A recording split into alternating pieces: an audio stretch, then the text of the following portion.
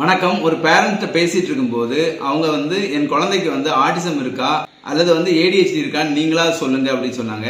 ஏன் அப்படின்னு கேட்கும்போது ஒரு டாக்டர்கிட்ட போகும்போது சில டாக்டர்ஸ் இவனுக்கு ஆட்டிசம் இருக்குன்னு சொல்றாங்க, சில டாக்டர்ஸ் இவனுக்கு ADHD இருக்குன்னு சொல்றாங்க. இவனுக்கு ஆட்டிசத்துக்கு ட்ரெயின் பண்ணணுமா அல்லது ADHDக்கு ட்ரெயின் பண்ணணுமான்னு எனக்கு தெரியல, ரொம்ப கன்ஃபியூஷனா இருக்கு அப்படின்னு சொன்னாங்க. இதை நாம புரிஞ்சுக்கணும்னா ஒரு ஸ்ட்ரெயிட் லைன் வச்சுக்குவோம். இந்த ஸ்ட்ரெயிட் லைன்ல ஒரு எண்ட்ல ஆட்டிசம் இருக்கிறதா வச்சுக்குவோம், இன்னொரு எண்ட்ல ADHD இருக்கிறதா வச்சுக்குவோம். சோ ஒரு குழந்தை இந்த ஆட்டிசம் எண்ட்ல இருந்துச்சுன்னா அந்த குழந்தைகிட்ட நிறைய ஆர்டிஸ்டிக் ஃபீச்சர்ஸ் இருக்கும். உதாரணமா ஹேண்ட் ஃபிளாப்பிங் ஆகட்டும், அல்லது ஸ்பின்னிங் ஆகட்டும், அல்லது ராக்கிங் மூவ்மெண்ட்ஸ் ஆகட்டும், இதெல்லாம் ஆர்டிஸ்டிக் எண்ட்ல இருக்கும். இதே நீங்க ADHD சைடு பாத்தீங்கன்னா அந்த குழந்தைங்க துருதுருன்னு இருக்கும், அல்லது கவனம் சிதறல் இருக்கும். இந்த மாதிரி சிம்டம்ஸ் ADHD எண்ட்ல இருக்கும். இன்னும் சில குழந்தைங்கள்ட்ட ரெண்டு சிம்டம்ஸும் மிக்ஸ் பண்ணி இருக்கும். இப்ப இந்த ரெண்டு சிம்டம்ஸும் மிக்ஸ்டா இருக்கக்கூடிய குழந்தைங்க பாத்தீங்கன்னா சென்டர்ல இருக்கும். இன்னும் சில குழந்தைங்கள்ட்ட பாத்தீங்கன்னா நிறைய ஆர்டிஸ்டிக் ஃபீச்சர்ஸ் இருக்கும், ஆனா கம்மியான ADHD ஃபீச்சர்ஸ் இருக்கும். அப்படின்னா அந்த குழந்தைங்க பாத்தீங்கன்னா சென்டர்ல இருந்து டுவர்ட்ஸ் ஆர்டிஸ்டிக் எண்ட்ல இருக்குன்னு அர்த்தம். சப்போஸ் சில குழந்தைங்கள்ட்ட பாத்தீங்கன்னா 80% ADHD சிம்டம்ஸ் இருக்கும், 20% ஆர்டிஸ்டிக் சிம்டம்ஸ் இருக்கும். அப்படின்னா அந்த குழந்தை சென்டர்ல இருந்து டுவர்ட்ஸ் ADHD எண்ட்ல இருக்குன்னு அர்த்தம். ஒரு ஆர்டிஸ்டிக் சைல்டோ அல்லது ADHD சைல்டோ இந்த சிம்டம்ஸை பேஸ் பண்ணி நம்ம கிளாசிஃபை பண்ணும்போது இந்த கன்ஃபியூஷன் இருக்கும். ஏன் அப்படின்னா ஒரு 6 மாசம் ஒரு குழந்தைகிட்ட ஆட்டிசம் சிம்டம்ஸ் இருக்கும், இன்னொரு 6 மாசம் கழிஞ்சு பாத்தீங்கன்னா நிறைய ADHD சிம்டம்ஸ் இருக்கும். யூஸ்வலி நாங்க ஒரு குழந்தைய கிளாசிஃபை பண்ணும்போது அந்த குழந்தைங்களோட சிம்டம்ஸ் என்னன்னு பாக்குறதே இல்லை. ஏன் அப்படின்னா இந்த சிம்டம்ஸ் வச்சு நாம ட்ரெயின் பண்றதுனால நமக்கு பெரிய அவுட்புட் எதுவும் கிடைக்காது. ஏன்னா இந்த சிம்டம்ஸ் வர்றதுக்கு காரணமே அந்த குழந்தையோட காக்னிட்டிவ் இம்மெச்சூரிட்டினால தான். ஸோ நம்மளோட கிளாசிஃபிகேஷனை காக்னிட்டிவ் பெர்ஃபார்மன்ஸை பேஸ் பண்ணி நாம கிளாசிஃபை பண்ணோம்னா இந்த குழந்தைங்களை நாம அந்த சிம்டம்ஸையும் கம்மி பண்ண முடியும், இந்த குழந்தைங்களை ரெக்கவர் பண்ண முடியும். ஸோ காக்னிட்டிவ் பேஸ் பண்ணி எப்படி நாம இந்த குழந்தைங்களை கிளாசிஃபை பண்ணலாம். அதே மாதிரி ஒரு ஸ்ட்ரெயிட் லைன் நம்ம வச்சுப்போம். இதுல நான் 4 கிளாசிஃபை பண்றேன். ஒன்னு லோ ஃபங்க்ஷனிங், அடுத்தது ஹை ஃபங்க்ஷனிங், அடுத்தது நார்மல், அடுத்தது ஜீனியஸ். ஸோ இதை பேஸ் பண்ணி நம்ம கிளாசிஃபை பண்ணோம்னா எல்லா குழந்தைங்களையும் இதில் நம்ம ஃபிட் பண்ண முடியும். ஸோ லோ ஃபங்க்ஷனிங்னா இந்த குழந்தைங்கள்ட்ட என்னென்ன ஃபீச்சர்ஸ் இருக்கும்? இந்த குழந்தைங்கள்ட்ட நீங்க நேம் கால் பண்ணீங்கன்னா ரெஸ்பாண்ட் பண்ண மாட்டாங்க, நீங்க பேசினா சுத்தமா புரிஞ்சிக்க மாட்டாங்க, ஒரு ஆக்ஷன் பண்ணா புரிஞ்சிக்க மாட்டாங்க. இதெல்லாம் லோ ஃபங்க்ஷனிங்னு நம்ம சொல்லலாம்.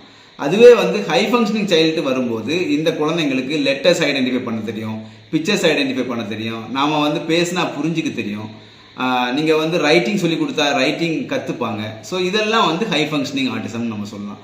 இதுல இருந்து நம்ம குழந்தைங்களை நம்ம ப்ராப்பரா ட்ரெயின் பண்ணோம்னா இது நார்மல் பக்கம் கொண்டு போக முடியும்.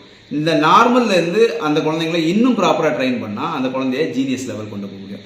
லோ ஃபங்க்ஷனிங்ல இருக்கும்போது இந்த குழந்தைங்கள்ட்ட நிறைய சிம்டம்ஸ் இருக்கும். ஹை ஃபங்க்ஷனிங்ல இருக்கும்போது இந்த குழந்தைங்க ஸ்பீச்ல கொஞ்சம் ப்ராப்ளம் இருக்கும். அதனாலதான் மோஸ்ட்லி எல்லா பேரண்டும் என்ன சொல்றது, ஆர்டிஸ்டிக் சைல்ட்ட ஏதாவது ஒரு இஷ்யூஸ் இருந்துகிட்டே இருக்கும், அதாவது ஃபுல்லா கம்ப்ளீட்டா ரெக்கவர் பண்ண முடியாதுன்னு அவங்க சொல்றது. காரணம் என்னன்னு கேட்டீங்கன்னா நம்ம இந்த ட்ரைனிங் எஃபெக்டிவா இல்லாததுனால இந்த குழந்தைங்களை லோ ஃபங்க்ஷனிங்ல இருந்து ஹை ஃபங்க்ஷனிங் வரைக்கும் எடுத்துட்டு அப்படியே விட்டுடுவாங்க. ஸோ அப்போ அந்த குழந்தைங்களோட ட்ரைனிங் ப்ராப்பரா நடக்காதப்போ அந்த குழந்தை திருப்பியும் மறுபடியும் ஸ்லோவாகி இந்த லோ ஃபங்க்ஷனிங்குள்ளே வந்துருவாங்க. ஆனா நாங்க டைனி டாட்ஸ்ல என்ன பண்ணுவோம்னா ஹை ஃபங்க்ஷனிங் வந்துட்டாங்கன்னா அப்படியே விடுறது இல்லை, அந்த குழந்தைங்களை அதுல இருந்து அப்படியே நார்மல் கழிச்சிட்டு அதுல இருந்து அட்வான்ஸா ஜீனியஸ் லெவல் கழிச்சிட்டு வருவோம். அதனாலதான் பாத்தீங்கன்னா ஒரு ஃபர்ஸ்ட் ஸ்டாண்டர்ட் சைல்டு மேக்ஸ் ஃபாஸ்டா பண்ற அளவுக்கு நம்ம கொண்டு வருவோம். அப்படி கொண்டு வரும் பட்சத்தில் அந்த குழந்தையோட பெர்ஃபார்மன்ஸ் நார்மல் சைல்டோட அதிகமா இருக்கும். அந்த குழந்தைங்க இந்த லோ ஃபங்க்ஷனிங் லெவலுக்கே வரமாட்டாங்க.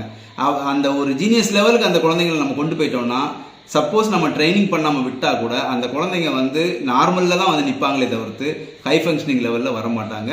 அவங்களோட கம்யூனிகேஷனும் இம்ப்ரூவ் ஆயிடும். மோஸ்ட்லி இந்த ஹை ஃபங்க்ஷனிங் சைல்ட்ட கம்யூனிகேஷன் பெருசா இருக்காது, ஆனா ரீடிங், ரைட்டிங் இந்த மாதிரி விஷயங்கள் நல்லா இருக்கும், சோசியலைசேஷன் ப்ராப்ளம் இருக்கும், இந்த மாதிரி இஷ்யூஸ் எல்லாம் இருக்கும்.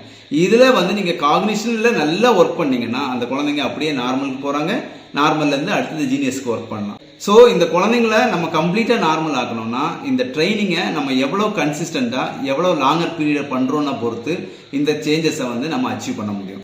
மோஸ்ட்லி நிறைய பேரண்ட்ஸோட ஃபோக்கஸ் என்னவா இருக்கும்னா நம்ம தெரப்பியை எப்போ ஸ்டாப் பண்ணலாம்னு சொல்றதுல தான் அவங்களோட ஃபோக்கஸ் இருக்கிறதுனால ஒரு ஹை ஃபங்க்ஷனிங் லெவல் வந்த உடனே அந்த சக்சஸே பெரிய சக்சஸ் நினைச்சிட்டு அவங்க ஸ்டாப் பண்ணிடுறாங்க ட்ரைனிங்கை. ஸோ இந்த மாதிரி ஸ்டாப் பண்ணாமல் கண்டினியூஸாக வரக்கூடிய பேரண்ட்ஸு அந்த குழந்தைங்களை நார்மலுக்கு கொண்டு போக முடியும். அந்த மாதிரி கண்டினியூஸாக பண்ணக்கூடிய குழந்தைங்க தான் இப்போ வந்து 10th பாஸ் பண்ணுறாங்க, 11th பாஸ் பண்ணி போகிறாங்க. ஸோ காக்னிஷனில் ஒர்க் பண்ணால் அந்த குழந்தைங்க வந்து இம்ப்ரூவ் ஆகிறாங்க, சிம்டம்ஸில் ஒர்க் பண்ணால் அந்த குழந்தைங்க இம்ப்ரூவ் ஆகலை. இதை புரிஞ்சுக்காதனால தான் நம்ம ஆட்டிசம் சைல்டை ப்ராப்பராக ரெக்கவர் பண்ண முடிய மாட்டேங்குது. தேங்க்யூ.